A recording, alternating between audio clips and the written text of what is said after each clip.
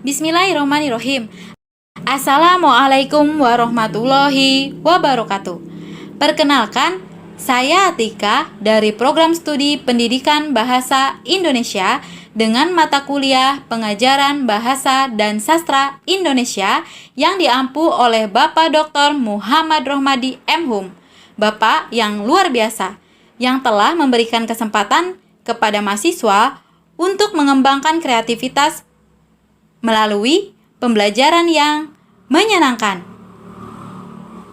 Pada kesempatan ini, saya juga akan menyarankan teman-teman untuk tetap di rumah, menjaga kesehatan, menjaga kebersihan, dan selalu melakukan aktivitas positif. Dengan demikian, semoga wabah virus corona ini dapat berakhir, dan semoga Allah Subhanahu wa Ta'ala memberikan pertolongan kepada kita semua.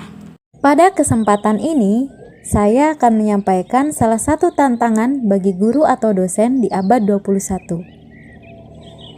Perubahan merupakan suatu yang pasti. Perkembangan ilmu pengetahuan dan teknologi merupakan salah satu fenomena besar yang mempengaruhi perubahan kebutuhan dari masa ke masa. Sementara itu, pendidikan merupakan usaha yang ditempuh untuk membentuk, menumbuhkan, dan mengembangkan peserta didik yang siap bersaing di kehidupan, baik dunia kerja maupun sosial masyarakat. Mengembangkan potensi peserta didik merupakan salah satu hal yang penting diperhatikan. Seperti yang disampaikan oleh Eyang Habibie, bahwa setiap individu tidak dapat ahli di segala bidang. Ia hanya dapat menjadi pakar untuk satu bidang tertentu. Oleh karena itu, di samping cerdas intelektual, peserta didik harus dibiasakan bekerja dalam sebuah tim. Seperti halnya ketika mengerjakan sebuah proyek. Sulaiman Budiman mengatakan, memiliki pengetahuan memang penting, tetapi memiliki kemampuan untuk memanfaatkannya secara bijaksana adalah hal yang jauh lebih penting.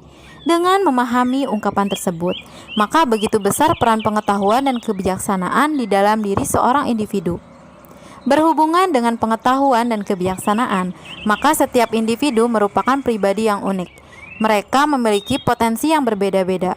Dalam hal ini, saya akan menyampaikan tips menggali potensi diri berdasarkan pendapat Monica Anggen.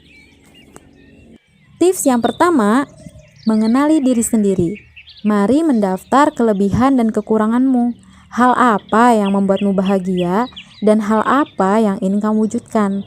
Dengan kamu mengenali dirimu sendiri, kamu dapat menggali potensi diri. Tips yang kedua, tentukan tujuan hidupmu. Rancang proposal hidup terbaik.